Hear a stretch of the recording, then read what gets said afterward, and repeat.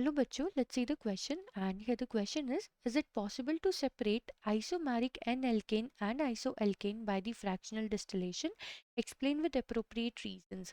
हमें यहाँ पे बच्चों ये बोला गया है कि हमें ये बताना है क्या ये पॉसिबल है कि जो हमारे आइसोमेरिक एन एल्केन एंड आइसोएल्केन होता है हम उन्हें सेपरेट कर सकते हैं with the help of fractional distillation and हमें उसे एक्सप्लेन करना है विद द अप्रोप्रिएट रीजन। तो चलिए बच्चों करते हैं इस क्वेश्चन को and first of all let's see the key concept for this question. तो अगर हम यहाँ बात करें फ्रैक्शनल डिस्टिलेशन की, फ्रैक्शनल डिस्टिलेशन, तो फ्रैक्शनल डिस्टिलेशन में एक्चुअली हम करते क्या है? फ्रैक्शनल डिस्टिलेशन में हम सब्सटेंसेस आर सेपरेटेड, हम सब्सटेंसेस को सेपरेट करते हैं, are separated on the basis of difference in boiling point. हम सब्सटेंसेस को बच्चों डिफरेंशिएट कर पाते हैं, सेपरेट कर पाते हैं with the help in the difference of their boiling point. मतलब उनके बॉइलिंग पॉइंट में अगर डिफरेंस होता है तो हम उन्हें इजीली सेपरेट कर पाते हैं with the help of fractional distillation. अब हमें क्वेश्चन में पूछा गया है कि क्या हम आइसोमेरिक एन एल्केन एंड आइसोएल्केन को कर सकते हैं या नहीं। तो एक्चुअली में बच्चों अगर मैं यहाँ पे एग्जांपल ले लूँ C4H10 का, C4H10 क्या होता है? ये होता है एक्चुअली में बच्चों ब्यूटेन। ठीक है। अब ये जो हमारा C4H10 है इसके दो आइसोमर्स होते हैं, दो चेन आइसोमर्स हो गया होता है अगर हम देखें। एक होता है बच्चों जिसमें कि CH3 CH2 CH2 CH3, ये हो गया बच्चों हमारे लिए N ब्यूटेन। ठीक है। फिर इसके अलावा एक होता है बच्चों CH3 CH, यहाँ पे आ गया CH3, यहाँ पे आ गया CH3। तो यहाँ पे अगर हम देखें बच्चों ये होता है हमारा आइसोब्यूटेन। ठीक है।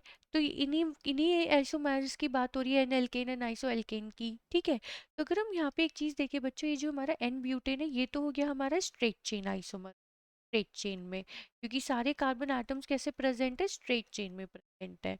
ठीक है। एंड जो हमारा सेकंड वाला है बच्चों ये हो गया हमारा ब्रांचिंग। क्यों? क्योंकि यहाँ पे अगर हम देखें जो हमारा एक एल्काइल ग्रुप है वो एज अ ब्रांच प्रेजेंट है। ठीक है। आइसोब्यूटेन हो गया। अब हमें बताना है कि क्या हम इन दोनों को सेपरेट कर सकते हैं विद दी फ्रैक्शनल डिस्टिलेशन। तो एक्चुअली में होता क्या है, जब हमारे हाइड्रोकार्बन में ब्रांचिंग इंक्रीज करती है, ब्रांचिंग इंक्रीजेस, तो उसकी वजह से बच्चों होता क्या है कि जो हमारा सरफेस एरिया होता है वो डिक्रीज आता है। Surface area decreases, surface area decrease करने की वजह से जो हमारे अट्रैक्टिव फोर्स होते हैं between the molecules, attractive forces between the molecules को डिक्रीज कर जाता है। अब अगर बच्चों अट्रैक्टिव फोर्स डिक्रीज कर जाएंगे तो ऑब्वियस सी बात है उनका बॉइलिंग पॉइंट भी क्या कर जाएगा? बॉइलिंग पॉइंट भी यहाँ पे डिक्रीज कर जाता है।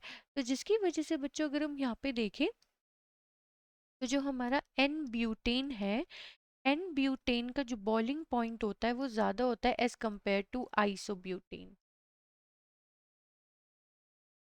जो बॉइलिंग पॉइंट है एन ब्यूटेन का वो ज़्यादा होता है एज कंपेयर टू आइसोब्यूटेन। तो अब अगर बच्चों इनके बॉइलिंग पॉइंट में डिफरेंस है तो ऑब्वियस सी बात है हम इन्हें सेपरेट कर सकते हैं with the help of fractional distillation. क्योंकि क्वेश्चन के स्टार्टिंग में ही हमने क्या देख लिया था कि फ्रैक्शनल डिस्टिलेशन हेल्पफुल है जहाँ पे भी सब्सटेंस के बॉइलिंग पॉइंट में डिफरेंस होता है। तो हम यहाँ पे बच्चों इसे कर सकते हैं और रीज़न सिर्फ यही है क्योंकि हमारा ब्रांचिंग इंक्रीज हो जाती है, ब्रांचिंग की वजह से अट्रैक्टिव फोर्स डिक्रीज कर जाते हैं जिसकी वजह से बॉइलिंग पॉइंट भी डिक्रीज कर जाता है। तो आई होप बच्चों आपको ये क्वेश्चन समझ में आ गया होगा। Thank you.